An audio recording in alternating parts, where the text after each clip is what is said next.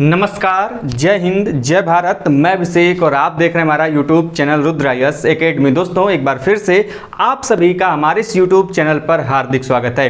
दोस्तों, आज के इस वीडियो में, आज के सेगमेंट में हम लोग बात करेंगे भारतीय संविधान के सभी महत्वपूर्ण अनुच्छेदों के बारे में। जी हाँ दोस्तों, हम लोगों ने महत्वपूर्ण जितने भी अनुच्छेद थे, जितने इंपॉर्टेंट आर्टिकल्स दोस्तों, हम लोग पिछले 4 भागों में उनकी चर्चा कर चुके हैं और उससे दोस्तों आगे बढ़ते हुए आज हम बात करेंगे अनुच्छेद 246 से आगे के सभी इंपॉर्टेंट अनुच्छेदों की। जी हां दोस्तों, यदि आपने अभी तक हमारे अन्य एपिसोड को नहीं देखा है तो आप हमें प्लेलिस्ट में जाइए और वहां पर दोस्तों आप वीडियो के माध्यम से उन चीज़ों को भी कवर अप कर सकते हैं। तो दोस्तों, बिना कुछ समय गवाए आइए चलते हैं वीडियो की तरफ। और वीडियो के शुरू करने से पहले दोस्तों, यदि आपने हमारे चैनल को सब्सक्राइब नहीं किया है तो चैनल को सब्सक्राइब करने के साथ ही बेल आइकन को प्रेस करें, जिससे दोस्तों कि आपके पास वीडियो की लेटेस्ट नोटिफिकेशन सबसे पहले पहुंचे। तो आइए दोस्तों चलते हैं अपने अनुच्छेदों की तरफ। दोस्तों, सबसे पहला अनुच्छेद है वह है दोस्तों अनुच्छेद 246, जो बात करता है दोस्तों वस्तु व सेवा कर की, जिसे दोस्तों हम लोग जानते हैं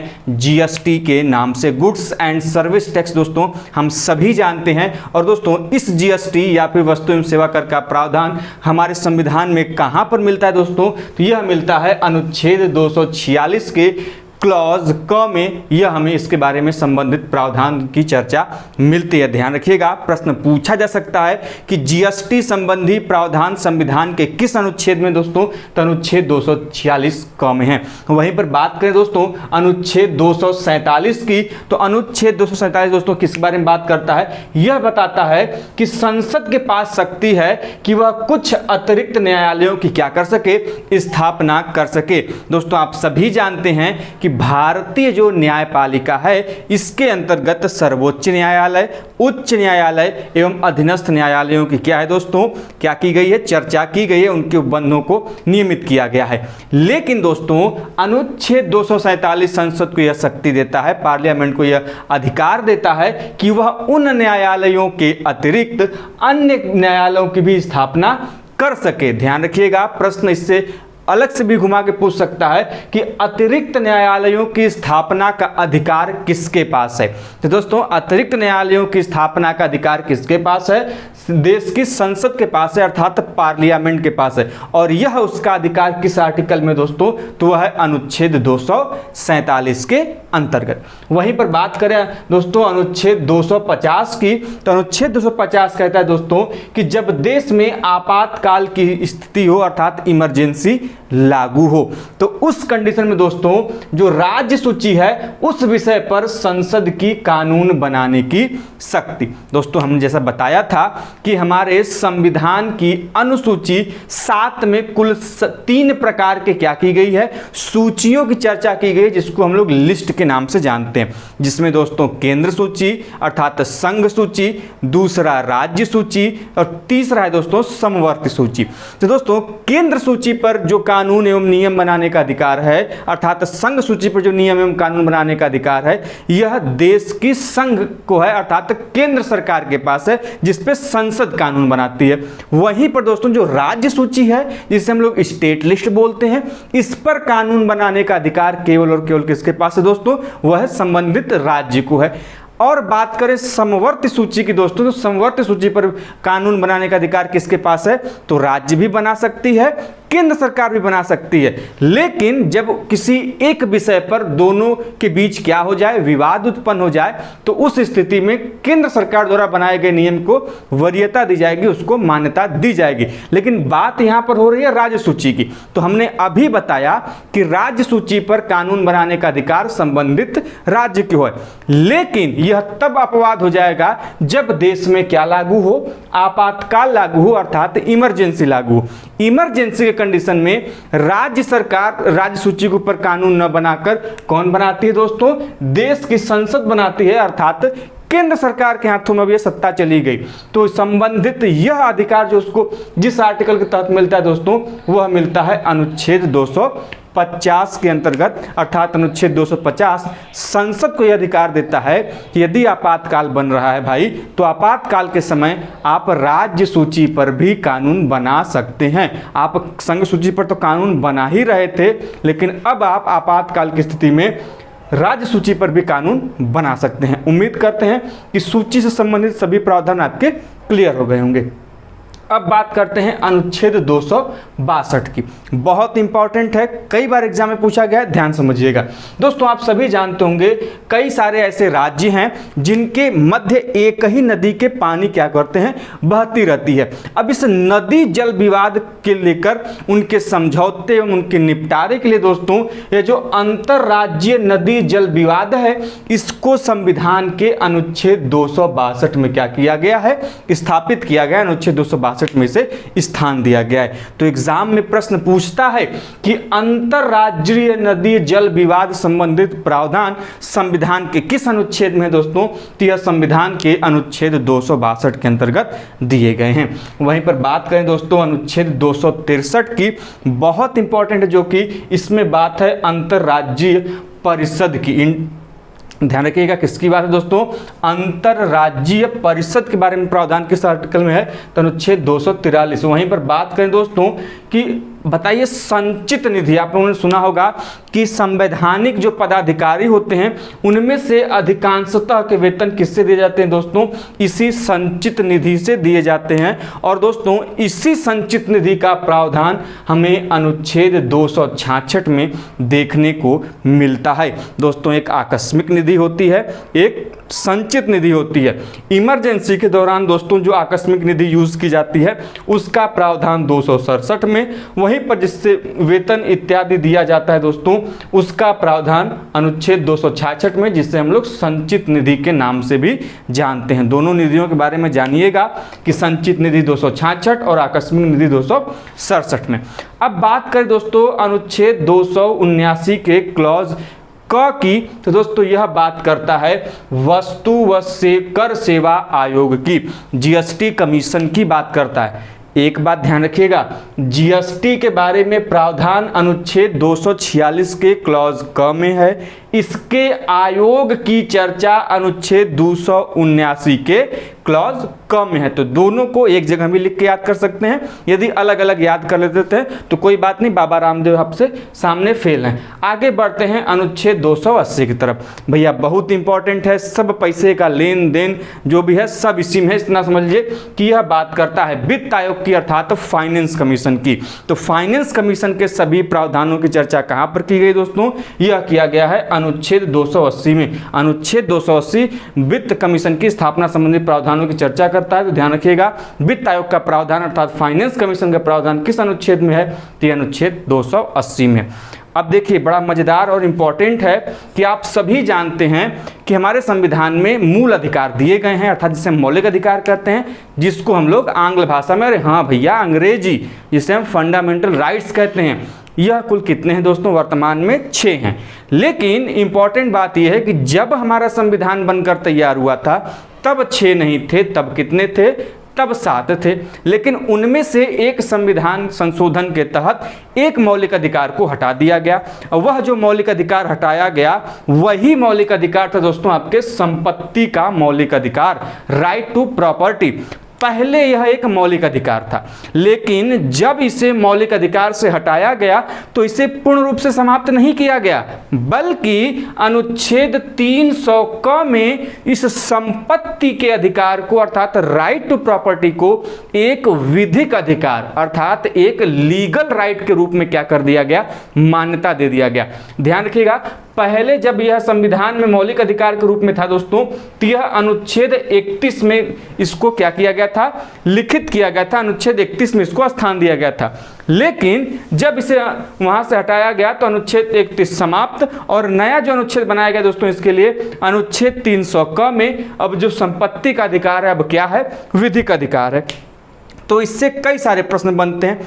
पहला कि भैया संपत्ति का अधिकार कब हटाया गया, तो 44वें संविधान संशोधन सन 1978 द्वारा हटाया गया, पहली चीज। दूसरी कि संपत्ति का अधिकार मूल संविधान में किस अनुच्छेद में वर्णित था, तो यह अनुच्छेद 31 में वर्णित था। तीसरा कि संपत्ति के अधिकार का वर्णन वर्तमान में संविधान में कहां पर है। जब वर्तमान में बात करेगा तो अनुच्छेद 300 का। वहीं पर सबसे इंपॉर्टेंट जो पूछता है कि वर्तमान समय में जो संपत्ति का अधिकार है यह किस प्रकार का अधिकार है, संवैधानिक अधिकार है, विधिक अधिकार है कि यह मौलिक अधिकार है कि कुछ नहीं है। तो दोस्तों आपको जानकारी के लिए फिर से एक बार रिपीट कर दूं, संपत्ति का अधिकार वर्तमान में एक विधिक अधिकार है जिसकी चर्चा संविधान के अनुच्छेद 300 क में की गई है। रट लीजिए, याद कर लीजिए, जन्म घुट्टी पी लीजिए, चंप्रास खा लीजिए, कुछ भी करिए लेकिन याद करिए क्योंकि यह प्रश्न आपके एग्जाम में मैक्सिमम बनते रहे हैं। आगे बढ़ते हैं अगले आर्टिकल की तरफ। अगला आर्टिकल भैया अनुच्छेद 312। अनुच्छेद 312 क्या कहता है, तो अनुच्छेद 312 कहता है अखिल भारतीय सेवाओं के बारे में। जो आईएएस, आईपीएस, आईएफएस, यह जो अखिल भारतीय सेवाएं हैं दोस्तों, इन अखिल भारतीय सेवाओं का प्रावधान इस आर्टिकल 312 में अर्थात अनुच्छेद 312 में किया गया है। देखिए बात आ गई जब अखिल भारतीय सेवाओं की, तो एक प्रश्न यहां से बनता है कि हमारे संविधान में अखिल भारतीय सेवाओं के सृजन अर्थात निर्माण का अधिकार किसके पास है। संसद में 2 सदन हैं, एक है राज्यसभा, एक लोकसभा। तो भैया आप लोगों ने पढ़ा होगा दोनों की अपनी अपनी शक्तियों के बारे में। लोकसभा की अपनी कुछ विशिष्ट शक्तियां हैं, राज्यसभा की अपनी कुछ विशिष्ट शक्तियां हैं। तो दोस्तों उसमें जो राज्यसभा है, राज्यसभा की यह विशिष्ट शक्ति है कि संसद में केवल और केवल राज्यसभा ही अखिल भारतीय सेवाओं के निर्माण या फिर सृजन को कर सकती है, न कि इसके अलावा कोई अन्य। न लोकसभा कर सकती है, न कोई अंग जो उसका है वह कर सकता है। वह केवल कौन कर सकता है, वह कर सकता है दोस्तों आपका राज्यसभा। तो कभी प्रश्न आए कि अखिल भारतीय सेवाओं के सृजन या निर्माण का अधिकार किसके पास है, तो यह राज्यसभा के पास है। और राज्यसभा इसका निर्माण या सृजन किस अनुच्छेद के आधार पर करती है भैया, तो यह करती है। आगे बढ़ते हैं, अगला है संघ व राज्य के लिए लोक सेवा आयोग की चर्चा। तो दोस्तों अभी तक था कि संघ अर्थात भारतीय लोक सेवा आयोग जो दोस्तों उसकी बात करते हैं या फिर संघ लोक सेवा आयोग की बात करते हैं, तो उसके बारे में प्रावधान हमें किस आर्टिकल में मिलता है, तो यह मिलता है आर्टिकल 315 के अंतर्गत अर्थात अनुच्छेद 315 में। वहीं पर बात करें दोस्तों प्रशासनिक अधिकरण की, जिसे हम लोग एडमिनिस्ट्रेटिव ट्राइब्यूनल्स बोलते हैं दोस्तों, इसकी चर्चा किस आर्टिकल में मेरे भाई, तो यह दिया गया है अनुच्छेद 323 के क्लॉज क में। वहीं पर बात करें दोस्तों निर्वाचन आयोग, जो कि इलेक्शन कमीशन के नाम से जाना जाता है और पूरे भारत में दोस्तों निर्वाचन संबंधी कार्यों को क्या कराता है, संपादित कराता है। जिसमें दोस्तों आपके प्रधानमंत्री का चुनाव हो, राष्ट्रपति का चुनाव हो, लोकसभा, राज्यसभा, विधानसभा, विधान परिषद इत्यादि का चुनाव हो। दोस्तों यह कार्य किसका है हमारे देश में, यह निर्वाचन आयोग का है। और इस निर्वाचन आयोग से संबंधित प्रावधान दोस्तों किस आर्टिकल में मिलते हैं, यह आर्टिकल 324 के अंतर्गत इसकी चर्चा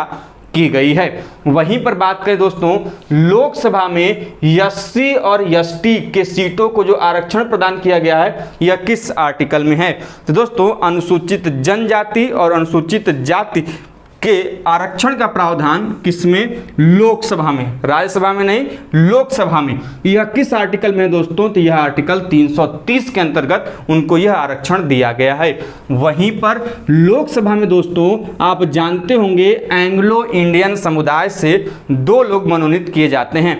दोस्तों आपको जानकारी के लिए बता दूं कि लोकसभा में 2 व्यक्ति और राज्यसभा में दोस्तों 12 व्यक्तियों का मनोनयन किया जाता है। और यह मनोनयन करता है दोस्तों कौन, यह करता है हमारे देश का राष्ट्रपति। और यह जो लोकसभा में एंग्लो इंडियन मनोनीत किए जाते हैं, यह किए जाते हैं अनुच्छेद 331 के अंतर्गत, ध्यान रखिएगा। बात करें वहीं पर कि विधानसभा में एससी एसटी संबंधी आरक्षण, तो यह दिया गया है अनुच्छेद 332 में। इंपॉर्टेंट यह है कि लोकसभा में यदि एससी एसटी का आरक्षण पूछेगा तो 330 में, विधानसभा में यदि एससी एसटी का आरक्षण पूछेगा तो अनुच्छेद 332 में। अभी हमने बताया कि लोकसभा में यदि एंग्लो इंडियन मनोनीत किए जा रहे हैं तो 331 में कितने मनोनीत किए जा रहे हैं, 2 किए जा रहे हैं। वहीं पर बात करें कि विधानसभा में भी एंग्लो इंडियन समुदाय के लोग मनोनीत किए जाते थे, कितने, 1। और यह किस आर्टिकल के तहत, अनुच्छेद 333 आर्टिकल के तहत। अब इम्पॉर्टेंट यहाँ पर मेरे भाई बात यह है कि जब से हमारे देश में संविधान का 104वां संविधान संशोधन हुआ है, तब से दोस्तों यह जो एंग्लो इंडियन समुदाय के लोग चुने जाते थे, मनोनीत किए जाते थे, चाहे लोकसभा में 2 या फिर विधानसभा में 1 दोस्तों राष्ट्रपति के द्वारा, इसे 104वें संविधान संशोधन द्वारा क्या कर दिया गया, समाप्त कर दिया गया। अर्थात अब से जो भी नई विधानसभाएं या फिर लोकसभाएं क्या की जाएंगी, चुनी जाएंगी, उनमें एंग्लो इंडियन समुदाय के लोगों का मनोनयन अब से नहीं होगा। यह बात भी जान लीजिएगा। किस संविधान संशोधन के तहत? 104वें संविधान संशोधन के तहत। वहीं पर बात करें राष्ट्रीय अनुसूचित जाति आयोग और राष्ट्रीय अनुसूचित जनजाति आयोग, कुछ महान आत्माएं जो तुर्रम खान बनती हैं, 30 मार खान बनती हैं, जल्दीबाजी में इस प्रश्नों को गलत करके आती हैं, और यदि गलत करके आती हैं तो उनको चुल्लू भर पानी में डूब मरना चाहिए। काहे भैया? क्यों? तो प्रश्न देख के कहेंगे कि बस बस ये हो गया अपना। काहे कि वो पढ़ने में कंफ्यूज हो जाते हैं। यहाँ पर अनुसूचित जाति और जनजाति, जल्दीबाजी में आप गलत करके आते हो मेरे लाल, तो प्रश्न को बहुत ही ध्यान से पढ़िएगा कि राष्ट्रीय अनुसूचित जाति की बात करेगा, अर्थात एससी के आयोग की बात करेगा, तो यह दिया है अनुच्छेद 338 में। अनुसूचित जनजाति आयोग अर्थात एसटी के आयोग की बात करेगा तो यह दिया है 338 क में। कंफ्यूज नहीं होंगे, क्योंकि जल्दीबाजी में लगेगा कि बस ये प्रश्न तो अपना है, और अपने ही क्या करते हैं, दगा देते हैं, अपने ही पीठ में खंजर घोंपते हैं। तो प्रश्न को भैया ध्यान से पढ़ के, लिख के, समझ के जाइएगा। अनुसूचित जाति आयोग पूछेगा तो 338, अनुसूचित जनजाति आयोग पूछेगा तो 338 का क्लॉज क। अगला है भैया कि अनुसूचित जाति का प्रावधान किस आर्टिकल में मिलता है, अर्थात एससी संबंधी प्रावधान, तो 341 में। अनुसूचित जनजाति अर्थात एसटी संबंधी प्रावधान कहाँ पर मिलता है, तो अनुच्छेद 342 में। इसमें भी जल्दीबाजी मत करिएगा। जाति और जनजाति को पढ़ते समय आप लोग जल्दीबाजी में क्या होता है कि गलत करके चले आते हो, तो मेरे लाल क्वेश्चंस को पढ़ के उत्तर दीजिएगा।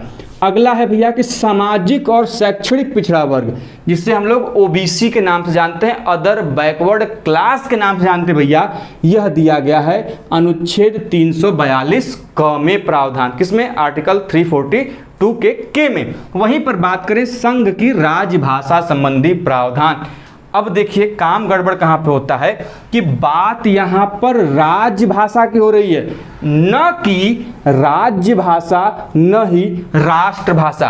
अक्सर आप गलती करके आते हैं कि पूछ देता है कि हिंदी हमारी क्या है, राजभाषा है, राज्य भाषा है, राष्ट्रभाषा है, या फिर कुछ नहीं है।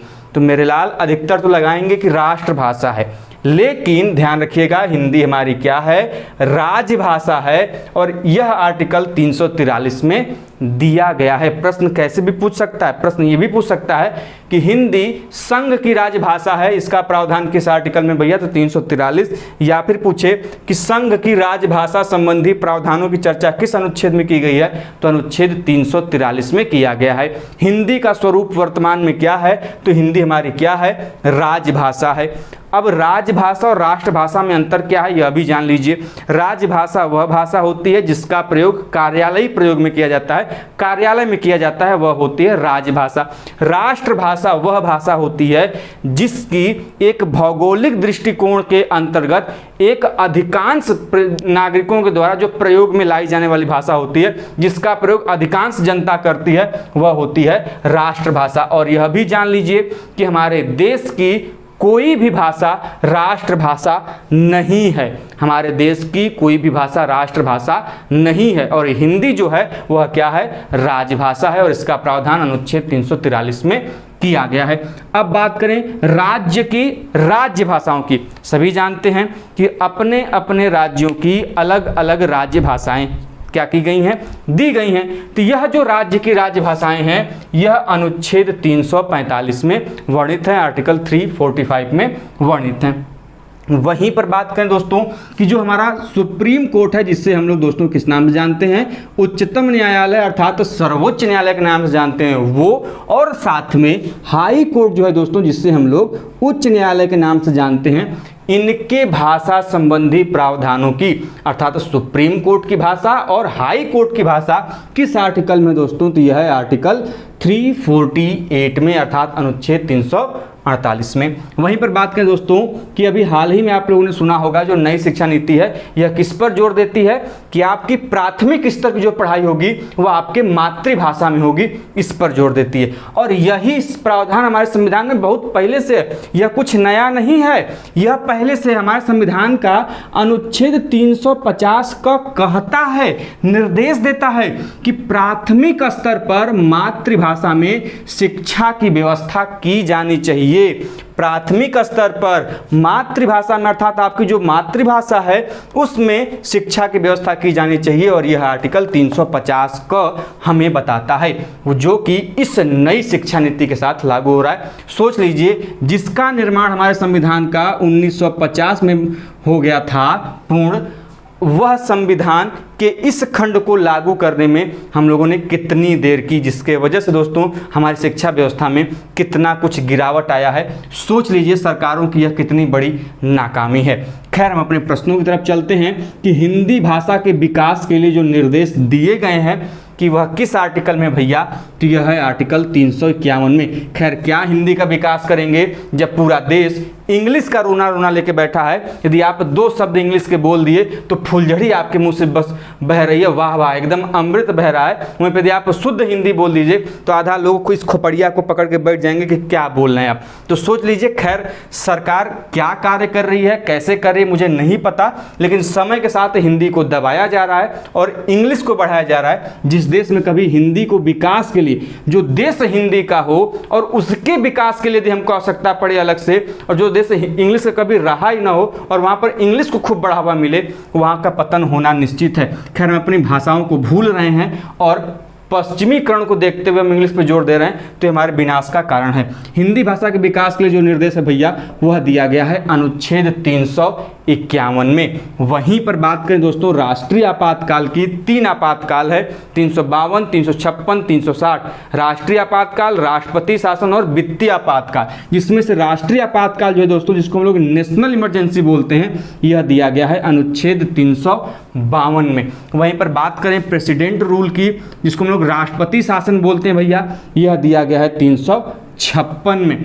अब यह जान लीजिए, जब आपातकाल लागू होगा, राष्ट्रीय आपातकाल, तो उस दौरान दोस्तों आपको जो मूल अधिकार दिए गए हैं 6, उनका निलंबन हो जाता है। चाहे तो उसे सरकार, अर्थात सरकार में कौन, राष्ट्रपति के पास ही यह अधिकार है। ध्यान रखिएगा कि मूल अधिकारों का निलंबन आपातकाल के समय में कौन कर सकता है, तो वह कर सकता है राष्ट्रपति, और वह यह करता है अनुच्छेद 359 के अंतर्गत, अनुच्छेद 359 के अंतर्गत। लेकिन ध्यान रहे, जब होगा तो 20 और 21 को छोड़ के, 20 और 21 के जो मौलिक अधिकार हैं, इनका आपातकाल के दौरान भी निलंबन नहीं किया जा सकता।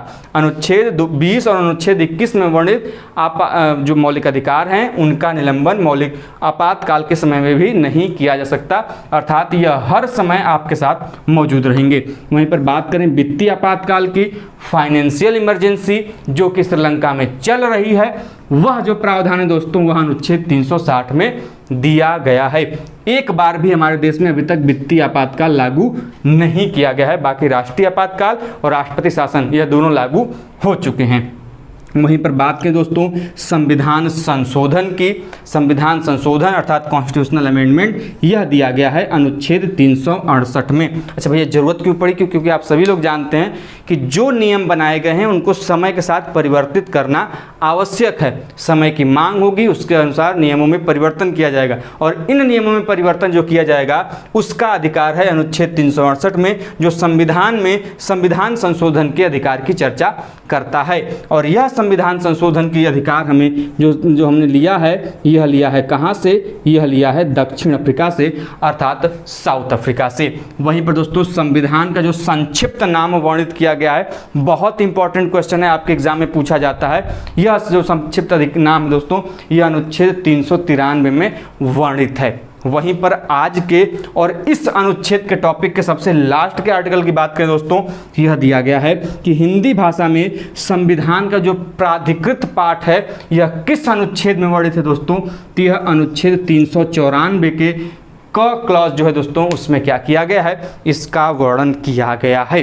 तो इस प्रकार से दोस्तों हम लोगों ने संविधान के जितने भी महत्वपूर्ण आपके अनुच्छेद थे, आर्टिकल्स थे, हमने उसकी चर्चा कर ली दोस्तों। तो आपको यह वीडियो कैसा लगा, यह वीडियो आपके लिए कितना हेल्पफुल रहा, हमें कमेंट बॉक्स के माध्यम से जरूर बताइएगा। और दोस्तों यदि वीडियो पसंद आई हो तो अपना प्यार दिखाते हुए जाइएगा, वीडियो को लाइक करते हुए जाइएगा दोस्तों, और अपने दोस्तों के साथ इस चैनल को और वीडियो को शेयर जरूर करिएगा।